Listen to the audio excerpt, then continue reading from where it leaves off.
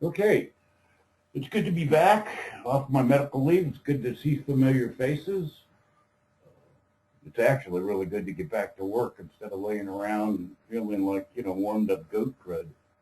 But I feel great. Thank you for asking, everybody, and warm wishes. I really do appreciate it.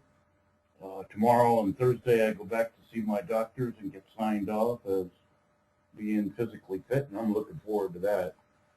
So this is a big week for me. We have a lot to go over. In the past, I wanted to make this entitled Marketing Books in All Formats. In the past, we really paid a lot of attention to Kindle.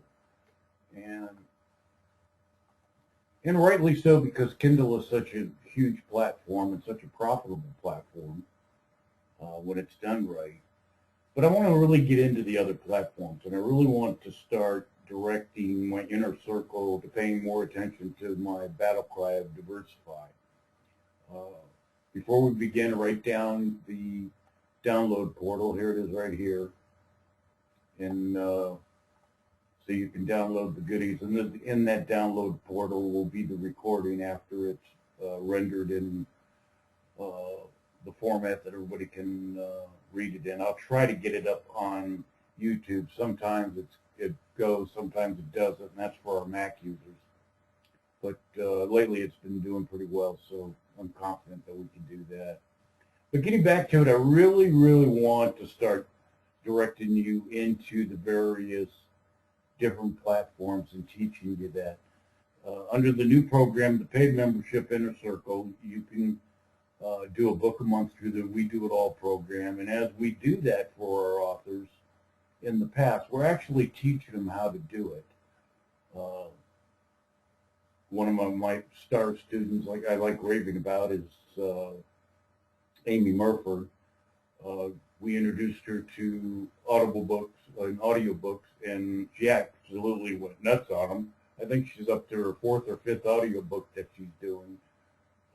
She's really become a really class expert in ACX and Audible.com, and rightly so. We've put a lot of different people on different platforms and showing them how to get up there and showing them the pitfalls. And I want to go over some of those with you today and show you how easy it is to get on these platforms. And once you get through, some of them are persnickety and some of the requirements. It only takes publishing a couple books on them and your old hat. It's pretty easy after that once you know the ropes. And we're going to really get into some detail on the platforms that really make sense to go on. And some of them don't, based on the genre that you are writing in. Some of the promotional things that I teach today are applicable only to certain genres, but you have to experiment like I have done. I write, as you know, mostly in the advice and how-to genre, but I'm even diversifying my genres and going in and testing different things, because you don't want to be beholden to any one thing or one platform, and you don't want your income hijacked and see it decreasing after you come to rely on it. Okay, let's go down to here. Okay, the most important do-it-yourself platforms are these. All right, obviously Kindle, the new Nook Press, which is the old Puppet, the Barnes & Noble Puppet, Lulu.com, Smashwords. I don't so much recommend Google eBooks anymore. I've never really had, and even my contract authors have never really had any real luck with Google eBooks. And it literally is a hands-on do-it-yourself platform that just doesn't seem to return or justify what you're doing. Fast Pencil, Book Locker, very good, good success. All right, Diesel, that's another one. And Kobo is a really good one. If you haven't published on Kobo, you really should pay attention to Kobo. The Sony Bookstore is pretty good, even though the Sony e-reader will be going away soon. Digio is a download portal. It's not really a publishing platform. What that is if you don't have your own website, you can post your book on Digio, and they use their merchant account. Somebody buys it, and then Digio pays your PayPal account after taking a small fee. So if you don't have your own website, you can use that to post your PDFs and sell your PDFs. It's a delivery vehicle to when people buy your stuff. Overdrive, I'm going to show you, and we've done this in the past, how to get into Overdrive, which is now closed to self-publish indie authors. BookBaby charges 99 bucks to publish a book, but they actually do a pretty good job. And it's a matter of testing. Test one of your books, pay the 99 bucks, and see how they do with the genre that you write in. They do a good job for me. And CreateSpace. All right, we all know CreateSpace. All right. With that said, I also taught in the past that under each one of these platforms, the main platforms which are listed here, that by publishing on them, they actually publish to other platforms. And I've given this as, this was given in one of the classes or one of the forum webinars. So you can actually see, for example, that if you publish on Smashwords, it goes to Apple Bookstore, Barnes & Noble, Sony, Kobo, Diesel, Baker & Taylor, which are bookstore distributors. And everyone goes somewhere different. Some of them overlap, which is okay. Some of them do it automatically and don't charge for it, like Smashwords, as long as you're in their premium catalog, which it's a waste to publish on Smashwords unless you do achieve getting into the premium catalog, but they don't charge you. Then you get to play like CreateSpace, and CreateSpace has an expanded distribution, but they charge you $25 for it. So some of them are free and some of them are not. It's important to note which ones are free and which ones are not, and basically adhere to the ones that are going to do you the most good. Now let's take them in one by one. We're not going to do Kindle. And Kindle, we've gone over many times. As long as you do the Kindle optimization when you publish, which means you pay attention to the 6 searchable fields. Your book cover has to be 600 by 800 pixels. That's new with Kindle. That used to be 400 by 577. They changed that a few weeks ago. But if you're using Sanchita to do your book cover, she knows all this. And the way you format your book, in our We Do It All program, and I've been looking at a lot of ways, a lot of different authors, the way they publish, the formatting is all messed up. And we're going to go over that in just a little while, the formatting, as we go along. CreateSpace is a POD platform, which is publishing on demand, which means paperback. Also, they do DVDs and a few other things. So if you are into that, some people do DVDs, and our new video book is a DVD. It's considered a DVD. You would publish it on CreateSpace. The key with CreateSpace is it's a very finicky platform until you get to know it. And once you get the hang of it, you can publish a book on CreateSpace in just a couple minutes, as long as you have everything in one place. All right. The thing with CreateSpace is that they require the book cover and your manuscript to be uploaded in PDF, and they prefer Adobe Acrobat. Now, Adobe Acrobat, the current version is Adobe Acrobat 11. That costs $550, that program.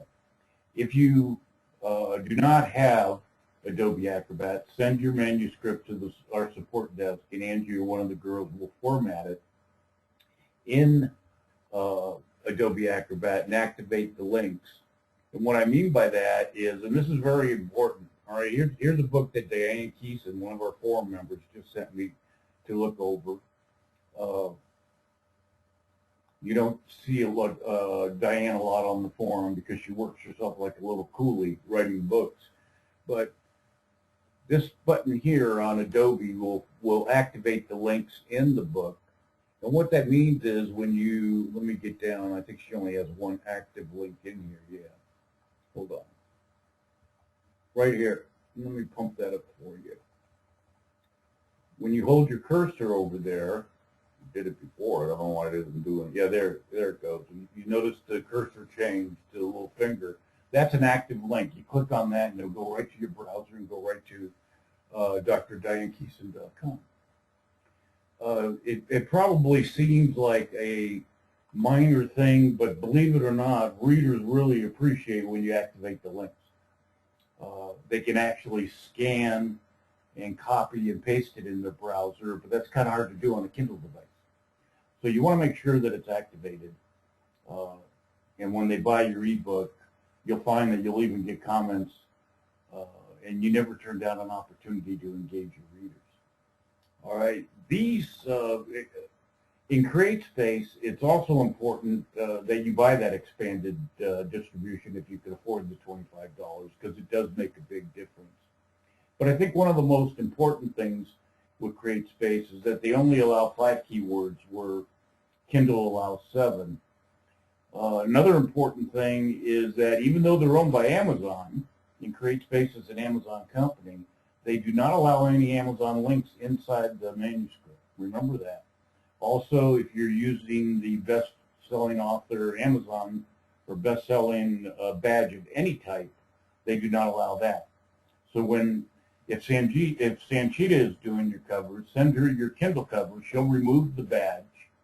And let me show you a CreateSpace cover.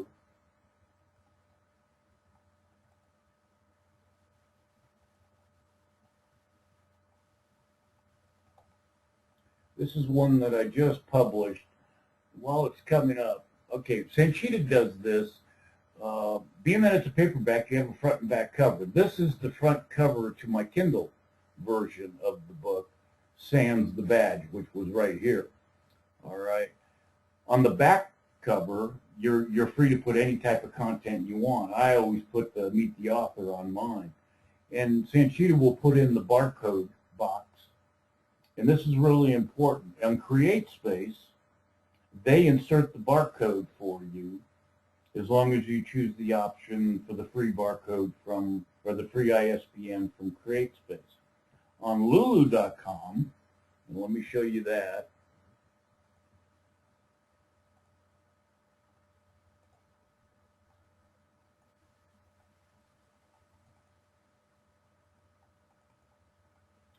Okay, on Lulu, this is Amy Murford's new book that we did for her. All right. They put in the barcode. You've got to download the barcode. And here was the download for her barcode right here.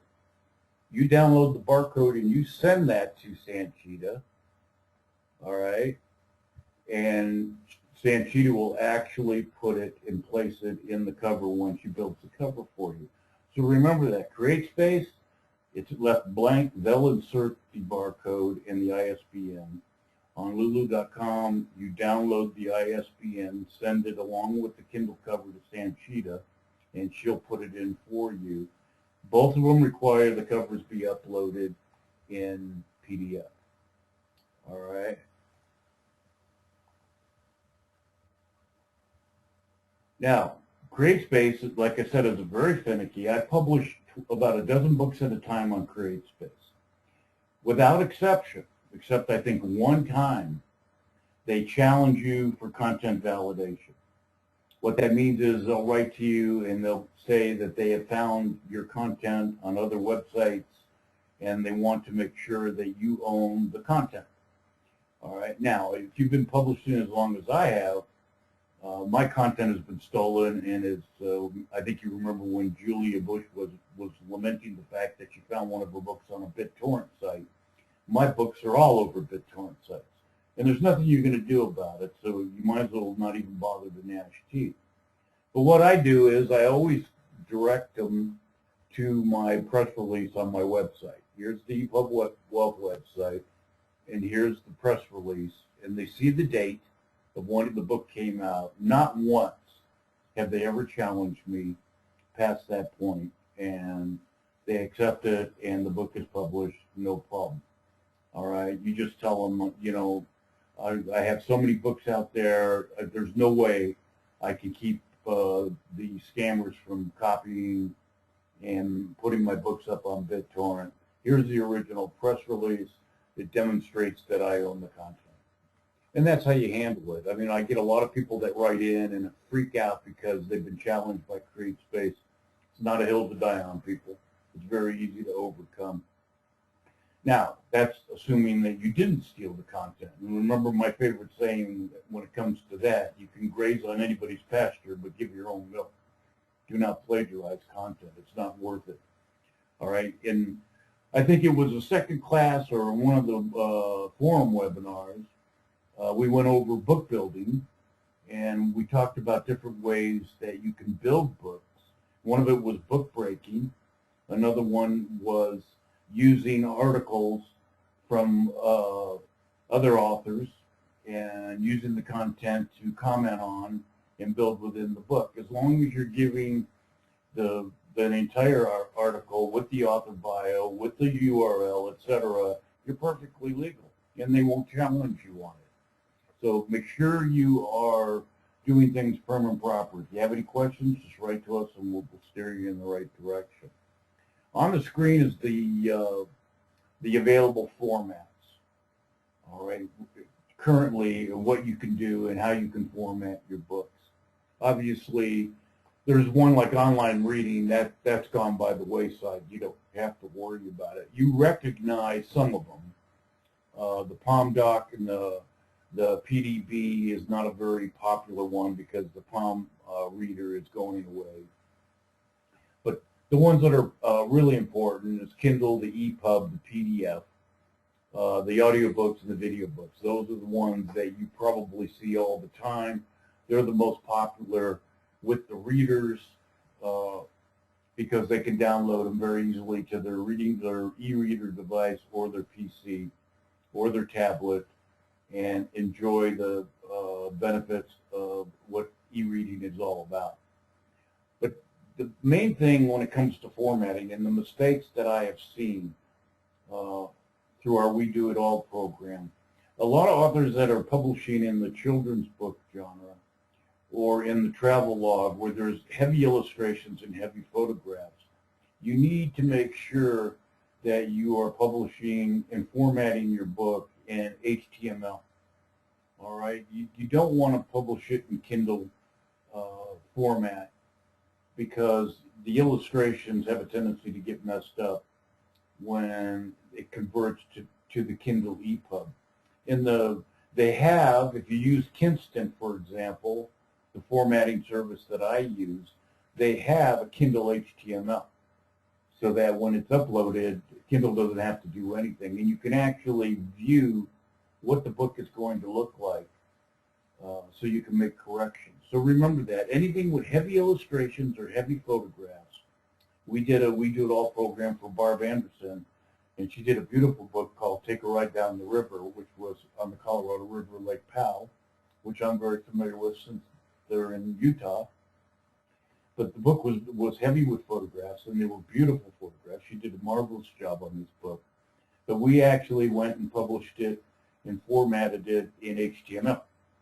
And we did it in EPUB HTML because we didn't like the way it rendered in Kindle HTML. So be sure to check your formatting if you have any problems, especially if you're writing your books in Word doc. It's very easy.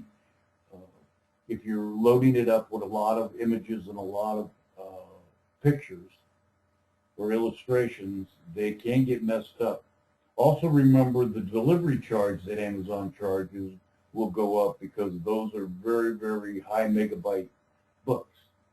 So pay close attention to that. You'll notice on your Kindle report that came out just a couple days ago on the 15th, when you look at your delivery charges and you have children's books or travelogue books like Barb published, you're going to see a very heavy charge for delivery because that was those are massive books. Illustrations take a lot of megabytes.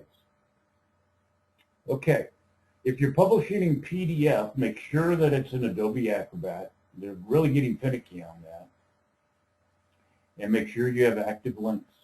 You don't have to worry about illustrations or anything. It actually sets them for you in embeds.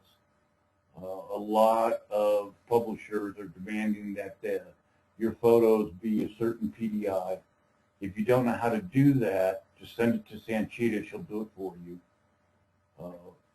But especially with CreateSpace, they're very finicky at 200 DPI. So when I send my stuff to Sanchita, She always redoes all my photographs and images in 200 DPI. So if you, it pays to have somebody that knows what they're doing in case you forget to do it. She's pretty good at catching all my errors, so I'm sure she'll be pretty easy at catching yours. But the most common mistake on PDF is they don't activate the links, and that's very important that you activate your links because the readers will call you on it. Rightly so. The RTF, LRF, you really don't have to pay attention to that. But before I get into that, I want to go back up to EPUB. All right, EPUB is your format of, call it format Franca, the main formatting in our business. But there's different type of EPUB. You know, Kindle uses its own version. The Nook Press uses its version. But if you publish in a standard EPUB format, and the way you do that is download the free software like Calibre, and you can do all your own formatting. They're so attuned to that they can render that into their own EPUB format very easily.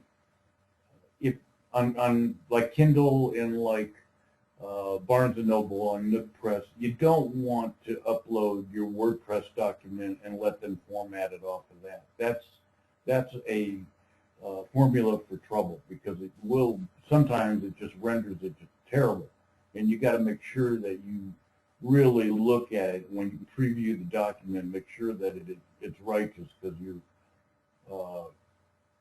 there will be problems with it if you go straight from a Word doc right up into Kindle. You need to format it prior to that. Plain text view, let's go down farther. Plain text view, viewable as a web page.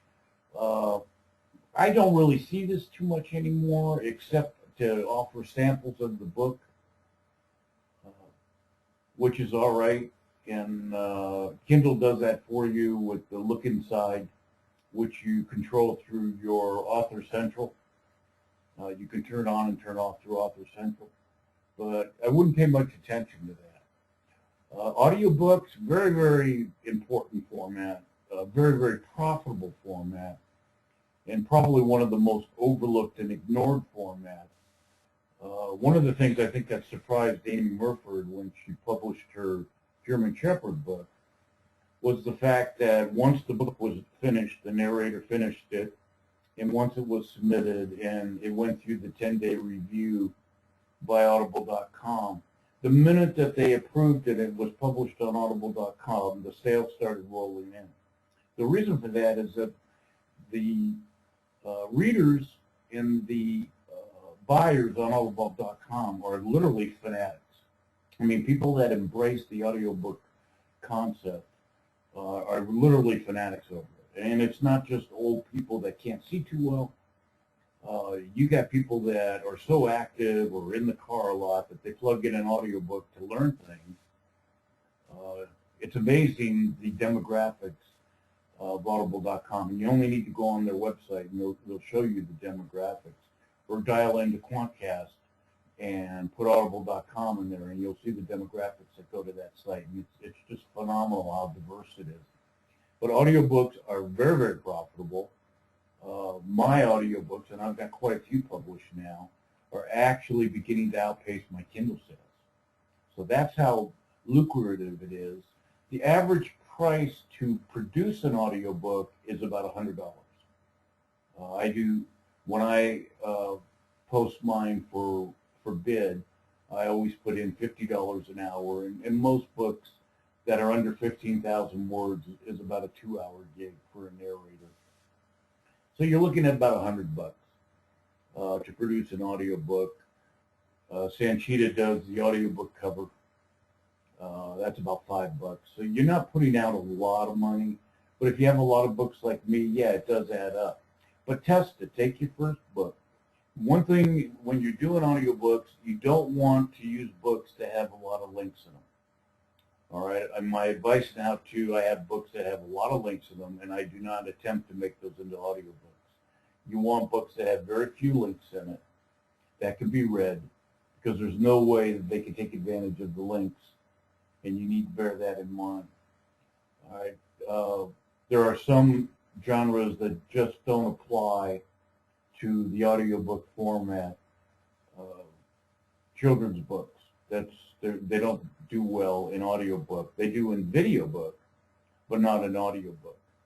So if you have any questions on it, write to me, and I'll give you the benefit of my experience with it. And right now, I got about 140 audiobooks that are published out of my total of almost 250, and I'm pretty much approaching the end of what I'm going to do in the audiobook format, because a good many of my books don't qualify because they have heavy links in them. So be careful about that. If you have books that have heavy links in them, you don't want to do that. Now you saw, we get out of this, you saw when I brought up Diane Keeson's book, she doesn't have a lot of links, as you can tell. This would be a great audiobook. All right, I mean, a fantastic audiobook, and something I hope she considers. This is a book on, it's an online writing toolbox, and everybody, I'm sure I can convince Diane to put it up on the forum. Once she gets going, she's just starting marketing mode, and I'll make you aware of it. This is something that you should have, because she did a really fine job. She's a brilliant writer, and somebody that you can really learn from. But let's move on. I think we beat that to death. Oh no, we didn't talk about video books. Video books is the new format we came out with a couple weeks ago, and what you're doing is you're actually making a mini movie out of your book. And this is really good if you're doing any book to TV. This is really a good thing to send in to demonstrate that the quality of your work and the ability to turn it into a TV production. But there are many instances of where video books excel in many genres. Children's book, excellent. I mean, that is it. And if you go, and here is, and when I get to it, I'll show you, I'll give you the URLs where you can go look at the samples that we've done. Novels. Novels are another one that are just fantastic. The only trouble is children's books are already illustrated, so there's no extra cost to provide illustrations. On novels, you would have to hire somebody like Sanchita, who's a marvelous illustrator, by the way, and she would illustrate the book for you, so that when you build the video book, the narrator, all the illustrations are already in there, and all you need to do is add the narration. So, but you go on and on. Any advice on how to, dynamite. I mean, you're actually lecturing as a teacher, teaching people to do certain things. The format, we're in discussions with the major publishing platforms to allow video book as a regular book, especially on audible.com, and I'll keep you posted on that. But right now, CreateSpace and Lulu.com are the two platforms that you would post your video books. One of the things I'm working on is to lower the cost as our technology comes up and we find better ways to build the video books. And I'll keep you posted on that, because very soon now we have a price decrease coming out. And like I said, I'll keep you posted and make sure that you're aware of everything. All right. This was in another one of the webinars, and I know from the We Do It All program that people are not doing these. All right.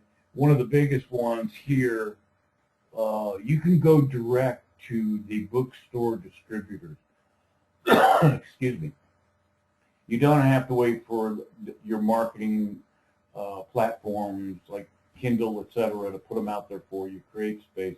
You can actually go direct to them.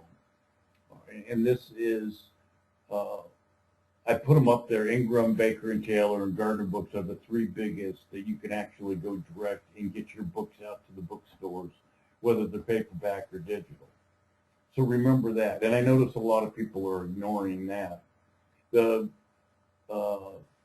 third mistake is the book aggregators. Now, I've gone over this before. These are the three largest. We've done this before: Independent Publisher Group, Constellation, and National Book Network. But these that are on the screen, and I'll scroll through them for you, are also book aggregators. And all a book aggregator is a marketing arm for your books. That's all they do is post your books everywhere. And depending on the quality of your books, the genre that you write in, all right, you go and you apply, you show them your stuff, and if they accept you, you're in, and they start marketing your stuff for you. And they take a piece of the action when the book sells. All right, so you've got, these are the most important, what I call secondary markets on this page, on this slide, excuse me. And these are the tertiary ones, all right, but these are all aggregators. And by the way, Smashwords is a book aggregator. When you get past Lulu.com, Smashwords, BookBaby, BookLocker, Fast Pencil, they're all book aggregators. But the difference is it's what we call come as you are. Anybody can go to these Smashwords and Fast Pencil, etc., and publish. And it doesn't matter what genre you're in, etc., and they'll accept it as long as you meet their technical submission requirements. You can use them. These book aggregators are not come as you are. These look at the quality of your work because they only get paid if it sells, and they have requirements that you have to meet in order to get in with them. So you definitely want to pay attention to what their submission requirements are and what their acceptance. These three up here, Independent Publisher Group, Constellation, and National Book Network, have the three biggest, have some very stringent requirements, and they do not accept self-published indie authors that only have like less than 6 books. All right, they love guys like me with 250 books, but that just should give you an impetus to start writing and building up your book inventory. When you get into what I call the secondary aggregate market, they have requirements. They're not as strict as the other ones. In the tertiary, anybody can get into these guys here. All right, but you get what you pay for too. The tertiary market ones don't do as good a job in marketing as obviously the first tier and secondary tier. Okay, when you do audiobooks, this is really important. That's an audiobook cover right there. It's basically square. I think it's 1448 by 1448 pixels. You send your Kindle book cover to Sanchita, and she will turn it into the audiobook cover for you. Very simple. Within just an hour or so, you'll get it back. And you upload this into ACX if you're using ACX. And there's 2 things about ACX you should know. Number one, you can post your book for bid, where narrators come in and audition, and you listen to the audition, and then you accept the narrator. When the book is finished, you pay for it, you pay the narrator, and submit it for review. After 10 days, it goes live and it starts selling. Or you can hire somebody like Jim Rogers, who's in our forum. In fact, he's on the webinar right now. And you know Jim, he's a voiceover expert. He's very good. And he can do the book for you, and then you upload the completed audiobook, and it goes to the review process, and it's published, and it starts selling. So you can either bid it out and use one of the narrators, and there's hundreds of them that are online with ACX, or you can use your own narrator, or you can do it yourself. All right, now these are the requirements. If you do it yourself, you download like Audacity.com, or excuse me, the Audacity free audio software, and you set it to these calibrations. All right, and you can, we went over this. This is a webinar down at the very bottom where a lady really did a really good job of outlining ACX. So you can watch that webinar and get a good understanding of what ACX is all about.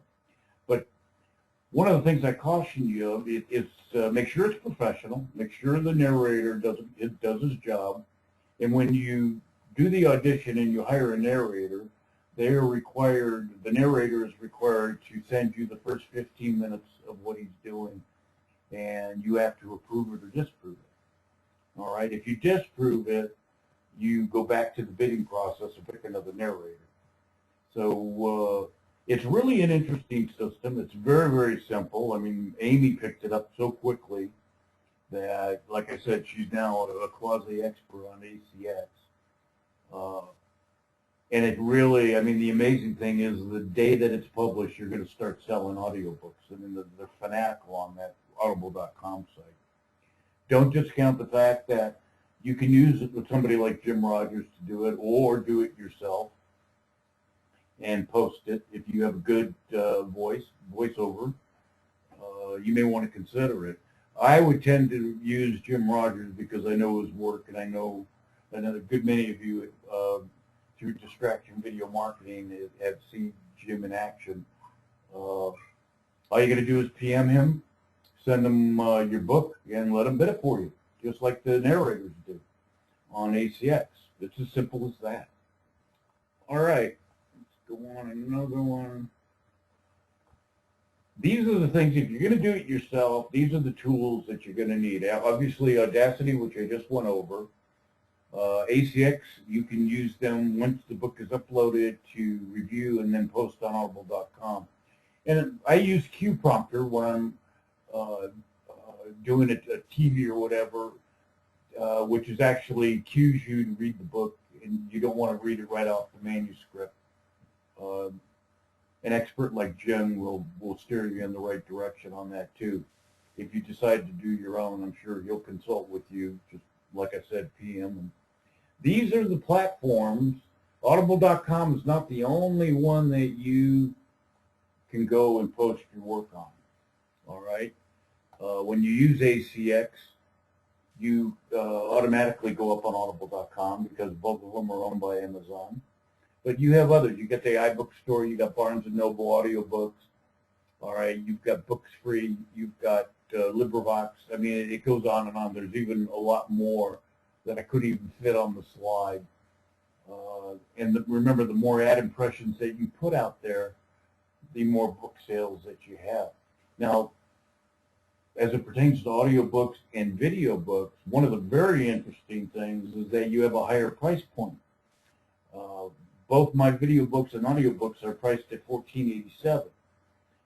That's a lot better commission than what you're making on a Kindle book. And like I said, my audiobooks are now almost outpacing my Kindle sales. So I'm making more money selling my audiobooks than I'm ever making selling a Kindle. Bear that in mind. The video books, I have a bunch of them that are priced at $19.87. So depending, I mean, children's authors, that's one of the highest, and we went over this in a previous webinar. I suggest you go back, and that was a forum webinar, and go over that webinar again. But I mean, children's books do so well as video books because they're so entertaining. Now remember, as a behavioral scientist, one of the things you first learn about the human mind is that the first sense out of your five senses that is most important that the brain analyzes is the ear. All right, and the eye is controlled by the ear. So if you're walking in the woods and you hear a sharp crack like a gunshot, you hear it first and then you turn to look to see where it came from. So the ear is your most important sense as far as the brain is concerned, and that is the audio portion of the video book. Then you have the illustrations and the content, and they're reading along as the narrator is giving the information. So it keeps the child or whoever is being entertained totally engrossed in what's on the screen. And because the quality is high, you'll find that they don't balk at whatever price point you want to do it at.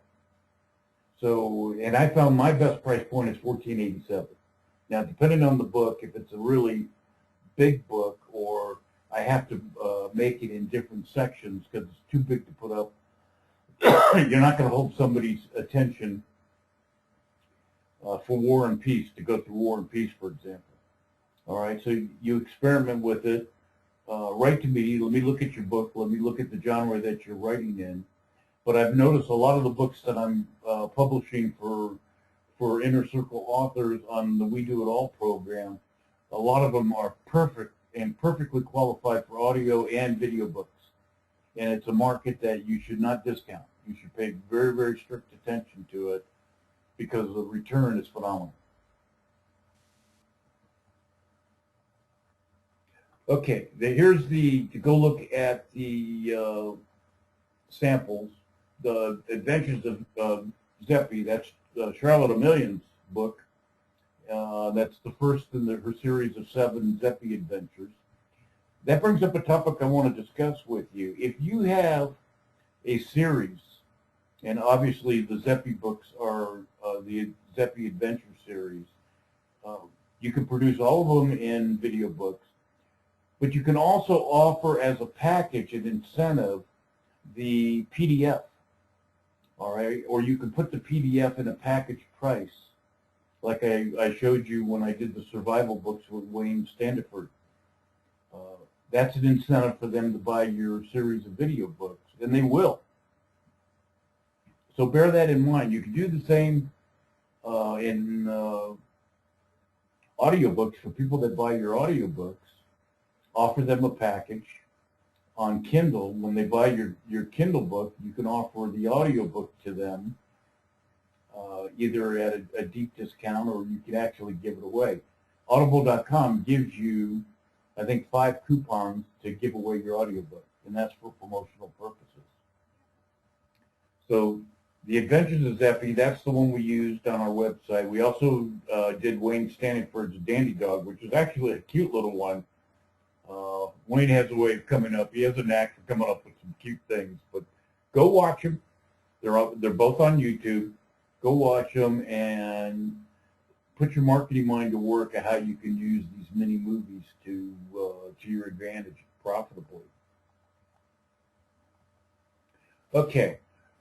I have used, and I brought this up in, I think it was class 2 or 3. Now that we're in class 6, probably a lot of you have forgotten it. They charge $50, but they actually do a pretty nifty job. I've used them, maybe a dozen times. And my problem is, at my age, I even forget to use these guys. And every time I come across them, I keep writing myself notes. If you can afford the $50, test one of your books within your genre. All right, here's the URL down here. So when you download the PDF, you will just click on the link, and it'll go right to the site and read about what they do, how they do it, and it's actually pretty neat. I think if you try it and experiment with one book, I think you'll be pleased enough that it will pay for itself and keep that book out in distribution. This is totally outside Kindle.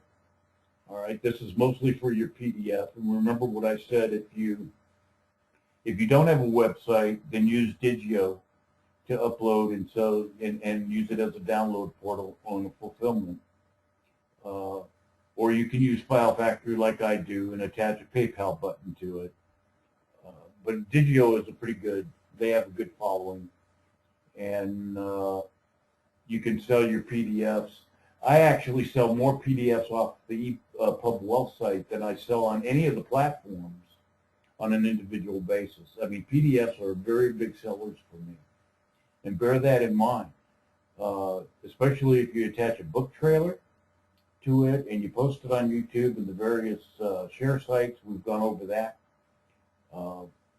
I put in your back office, I think a few webinars ago, how to market your book, your video book trailer. If you don't find it and you look on it, it could be in the forum webinars. If you don't find it, write to me and I'll send it to you. But it gives all the video sharing sites. It's all turnkey and shows you how to market your book trailers. Book trailers are really easy to do. I showed you the Fiverr contractor that I use, but Wayne Standiford does book trailers every day. So you can PM Wayne. I like keeping things within the forum because we have tremendous talent in the forum. So you use the people that are there. But you'll like these guys. I like them. I'm always experimenting with different marketing and promotional. techniques. I also want to remind you, go back to the forum webinars, and they're listed on our forum under the welcome to the new members, and go back through them and listen to them again. The Amazon hookup, for example, I noticed that only a few of you are using that and are using it quite effectively now. A lot of this stuff, it takes a little bit of time to learn it, but you won't regret learning it. It's actually a really good way to promote. And when you're somebody like Diane Geeson, who just came out with her 2 books, you spend a lot of time writing these books and putting your heart and soul into them. And then when it comes time to market, you're dead in the water because you don't know where to go and market it. And not all, I mean, Diane's an author that does not publish on Amazon a lot. All right, she tends to avoid Kindle because she uses this in her practice. She's a doctor, and she's a teaching doctor, and with authors, she has her own author following. She's like a Linda Sterling, who has about 160 authors that uses Linda for publishing, etc. So a lot of them avoid Amazon. Now, not everybody out there is using all of the platforms.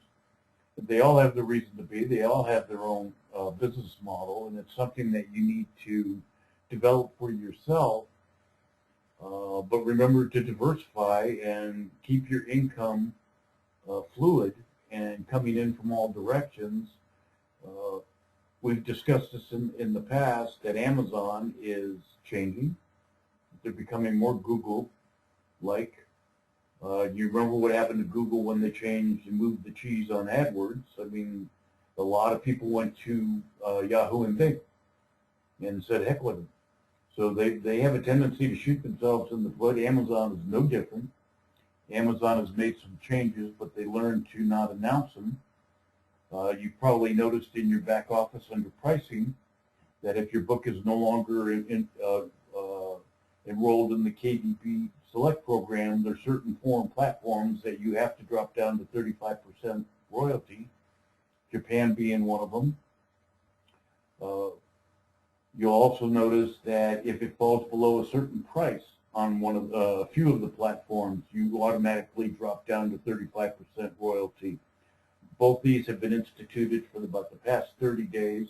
There was no announcement on this, and I got a sneaky feeling Amazon is not going to be announcing a lot of its changes anymore because of the uproar that it causes them and the grief that it's caused them. You're going to have to pay extra special attention.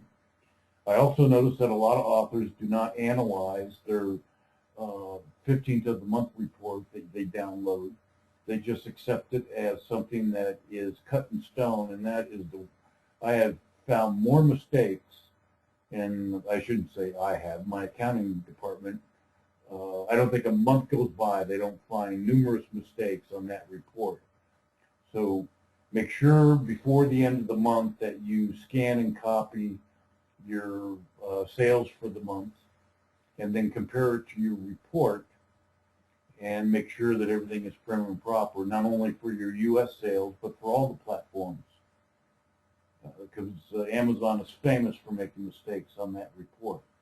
Like I said, I don't think a month has gone by that they don't find oodles of mistakes on that report, and are constantly going back and forth between Amazon's accounting department and ours. You're responsible for your own success. You're responsible for your book sales. Always keep your eyes open. A lot of people have written me about BookBub in their program. It's a good program. They have a very responsive list. They charge about $100 to $120. But the problem is that they have a very, very strict submission requirement. And a lot of authors' books do not qualify. So you cannot use on some of these programs you just don't qualify for.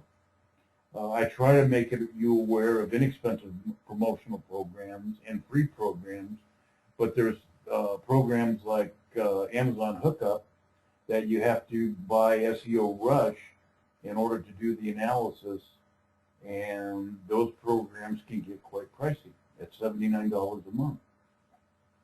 So the whole point is that you're going to need to diversify, understand that, but you need to put together a marketing plan, all right? And that may take a few days for you to sit down with yourself, analyze your books, the genre, go through the different sites that I've given you, go through the past classes that we've thrown, the other 5 classes, watch them again, take notes on the marketing and promotional sites that I've given you.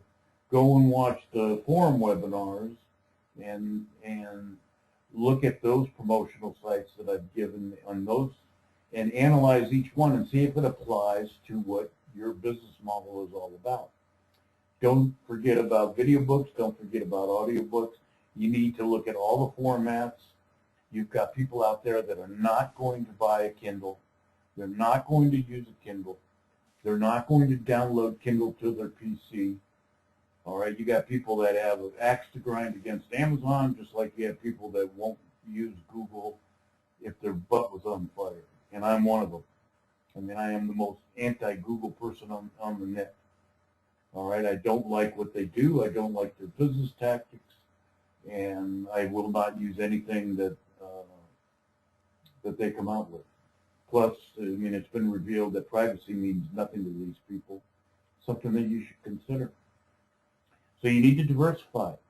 You got people that have Sony e-readers, you got Kobo e-readers out there, you got Barnes & Noble, the Nook readers, and these people are dyed-in-the-wool, dedicated to their e-readers, and that's the only place they're going to go to buy their books. So make sure you're up on these sites, and you don't have to publish a dozen at a time like I do. Remember, you don't have a staff. You can't do what I do, and I've been in the game too long, all right?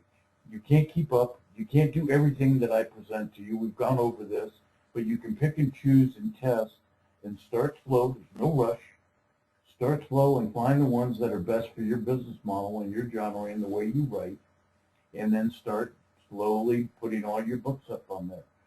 A good many of you have under a dozen books. It's not a very difficult thing to get these out there. You don't have 250 books like I do, and it takes a major effort to get them all up on all these platforms.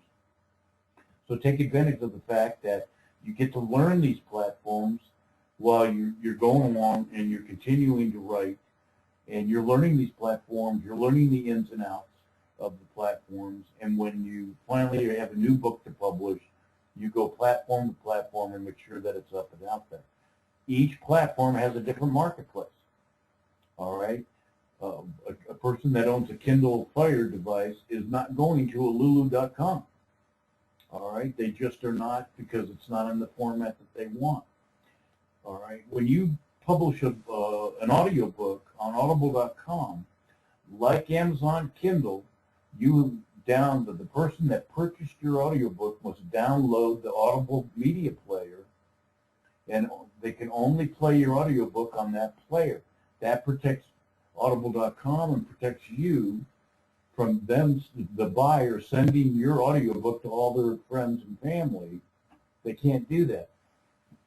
So when you're using an audible.com or an iTunes, you can only play it on that player, and that protects you from them sending an MP4 or MP3 all over the world and screwing you out of sales.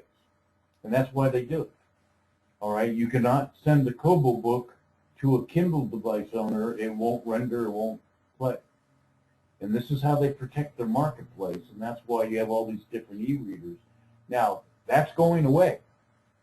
All right, the tablets are taking over. We've gone over this. Tablets are taking over. E-reader devices are on their way out.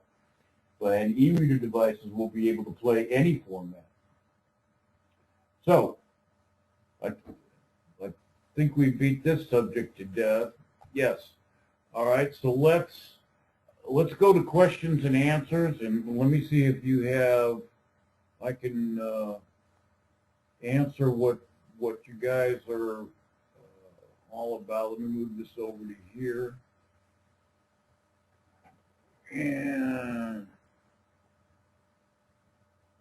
all right. Okay, yeah, thanks, Marcy. Marcy's always concerned about how I feel. And Jim Rogers says I'm in a garbage can. Okay, thanks, Jim. I gave you a good review, and I'm in a garbage can. I'm just teasing. All right. Let's see.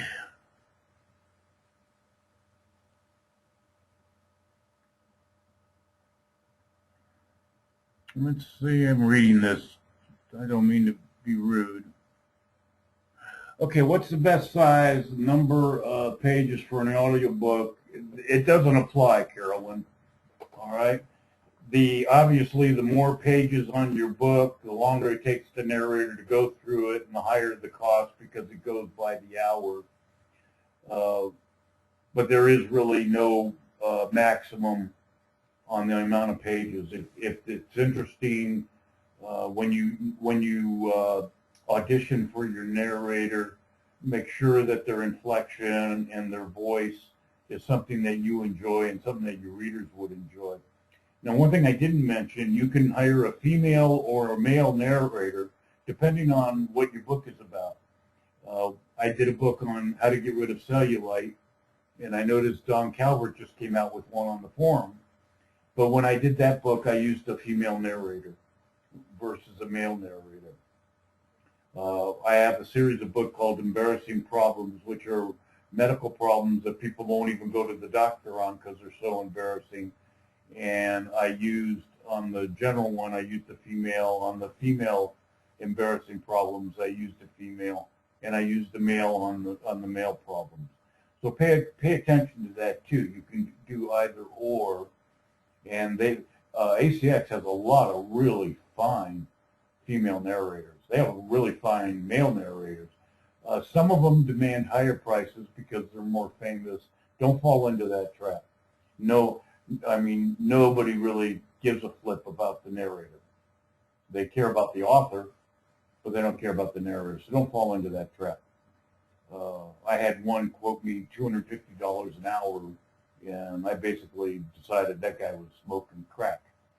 All right, but most of them, when I bid out at $50 an hour, and that's a fair price because most of these books, most of my books are under 15,000 words, and that's, like I said, about a 2-hour narration. I don't know what Jim Rogers charges, but like I said, all you got to do is PM him, send him the book, and he'll give you a quote. Jim's always been pretty fair, even though he slams me for being in the garbage can on my webinars. Okay, hope that answered that. Let's see, interesting about PDFs. Uh-oh, what happened? I may do that. One are coming out. I'll keep selection. Cool. Okay, Marcia. Yeah, the PDFs. When you render the PDF, you got to really make sure that the links are clickable, and that you can use all the features of Acrobat 11. I mean, Acrobat 11 is fantastic.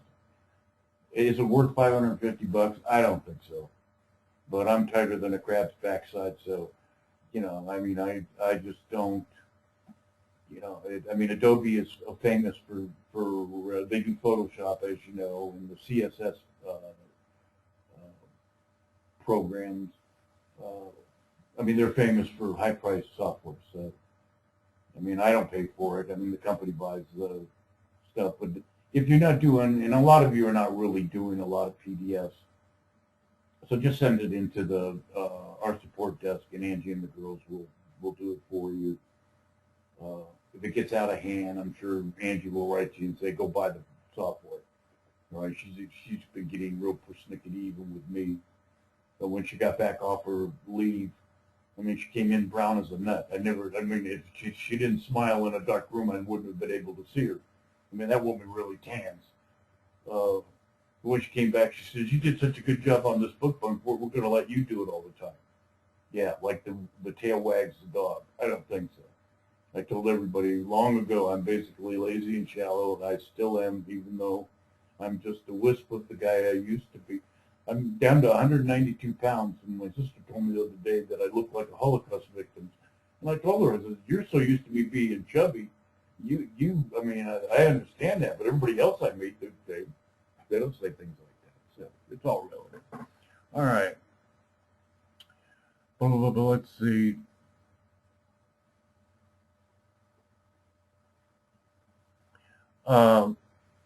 The Amazon Hookup Program is called the Amazon Hookup Program. I believe it's in, let's see, I think it's the forum webinar, the number 3 or number 4.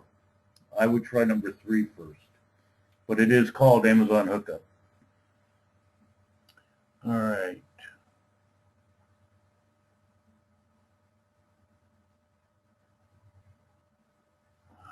Allie, no, the We Do It All program doesn't require a membership in the Select Turbo. Under the new paid membership Inner Circle, which you're a member of since you're on this webinar, you can access any program that EPW has. So if you have a We Do It All program or book that you want us to do on We Do It All, you're allowed 1 book a month, so send it in. By the way, I'm going to be traveling the month of August. In the second week of August, I will be going up to meet Wayne Standiford in Oregon and then go across the river with Wayne to meet Linda Sterling. But on my way through Boise, I'm going to stop and visit Allie. And Allie and I just co-authored a book called Mental Illness. And when it comes out, when it should be out very soon now, Allie, I discovered, is not only a fantastic writer, but her story will literally pull the heart right out of your chest. I mean, what this woman's been through will bring tears to your eyes. All right, so when it comes out, I strongly recommend you get it because Allie has become a very good friend, and I'm just totally stunned what I learned about authors and members of the inner circle that I deal with all the time. It's really going to be something that you need to pay attention to. And I'll let you know, I'll announce it on the forum for you. Okay, I have all the Adobe products through subscription since I do artwork anyhow. Oh, cool, Marcy. That's pretty cool. Marcy has Adobe wired for speed. That's good. Good. Thank you, Jim. Jim says you can activate links in a PDF document with pages on the Mac platform. Good to know. I'm not a Mac guy, and I've made that perfectly clear. If you have a Mac, don't come knocking on our door. We don't. The only ones who use Mac in our operation are the graphics people, and nobody understands them. Thanks for that, Jim, by the way.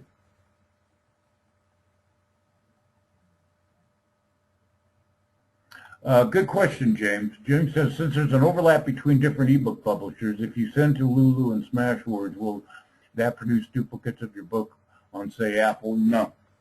All right, they realize that you're diversifying and you only have one, so don't worry about it.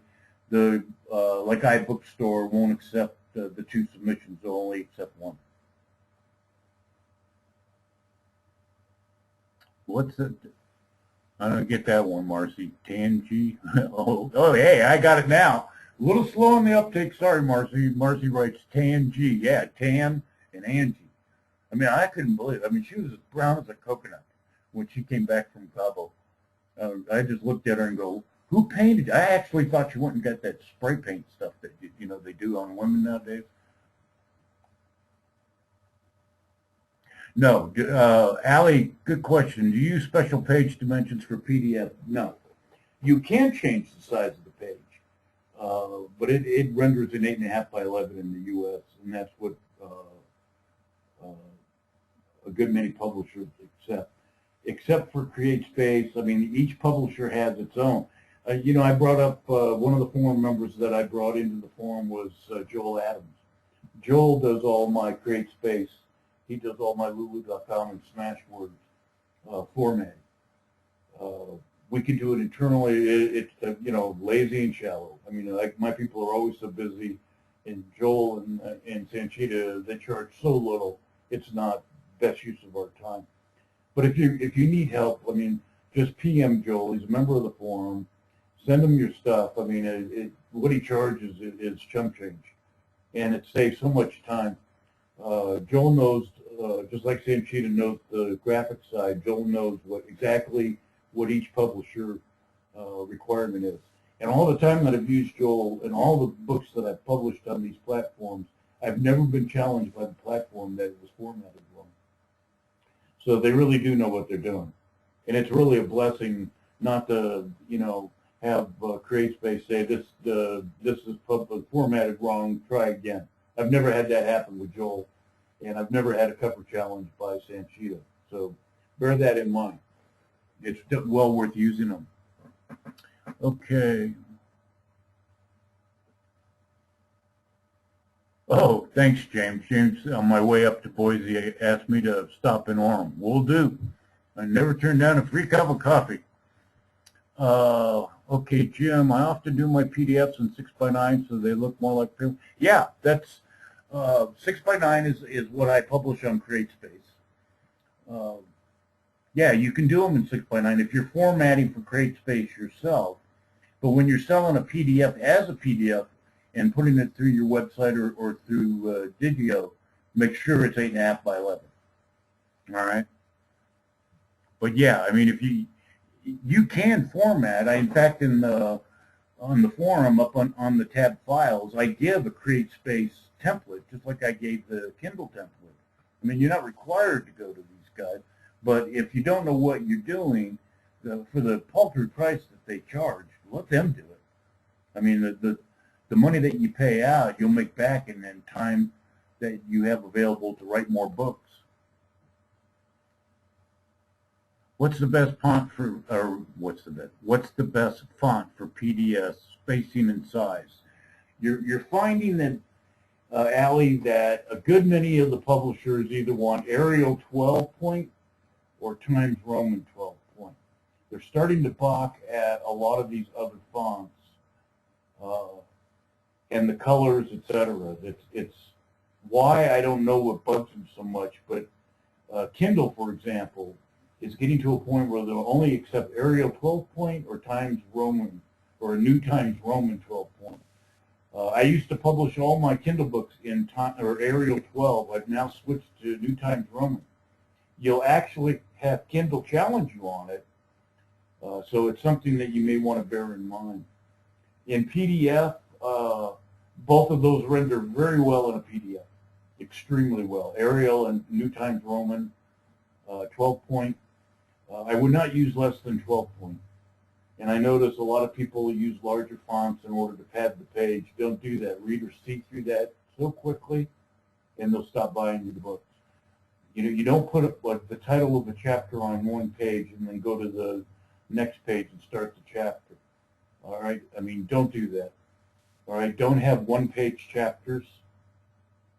Don't do that. All right, pay attention to the way you build your books. Go back to, I think it's the EPW advanced class webinar, I think it's 3 on book building, and pay very close attention to that. The readers are really starting to call the authors on things that they just do not like. All right, when, on Kindle it gives you how many pages are in the book, and they open it up, and then that a 200-page book can be rendered down to 40 pages. That really ticks them off. And you're not doing yourself a favor by padding it like that, too. All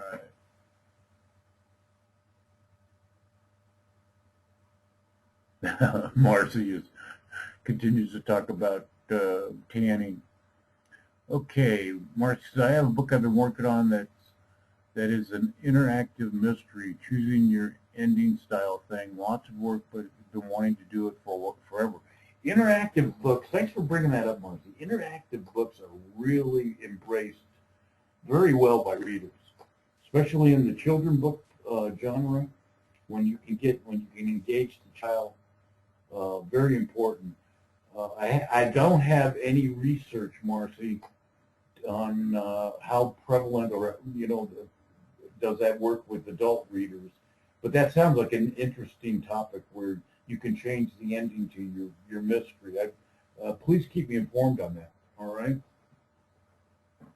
Oh, and not only do I get a free cup of coffee from James, I get he's going to buy me lunch.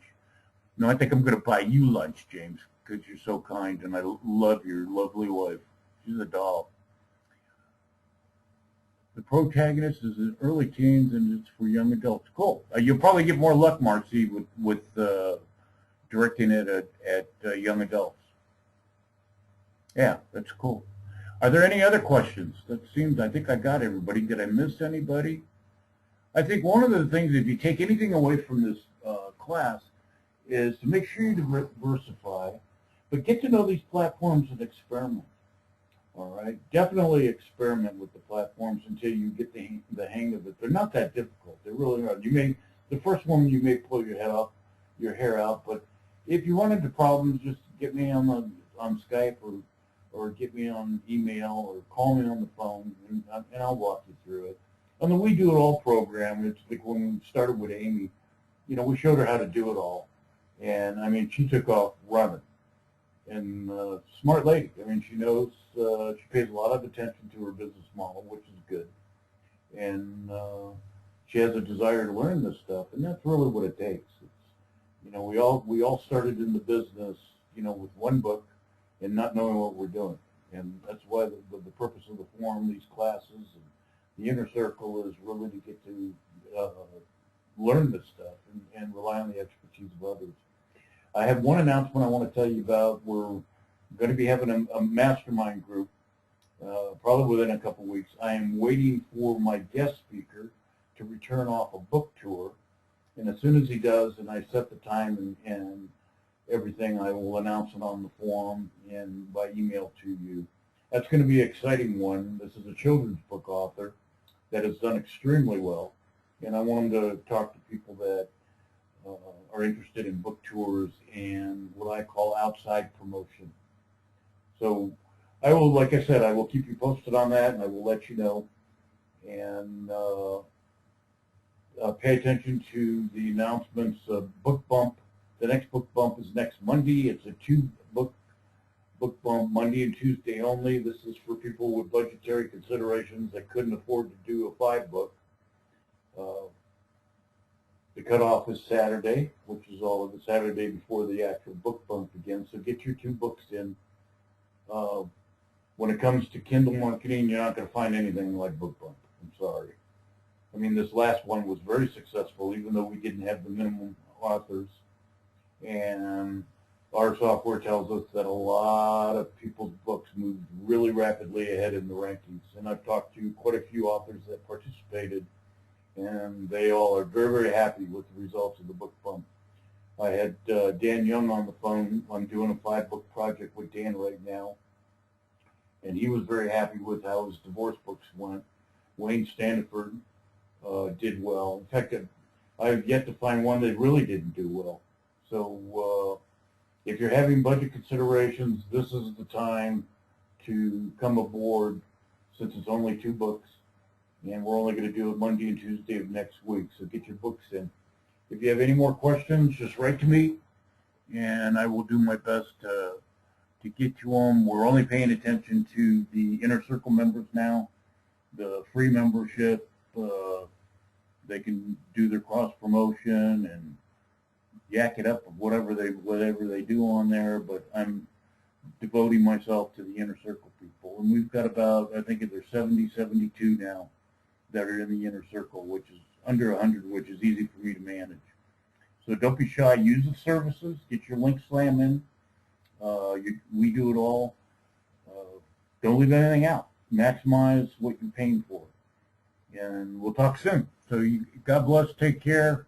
If you need me, you know where to find me. All right? Take care. God bless.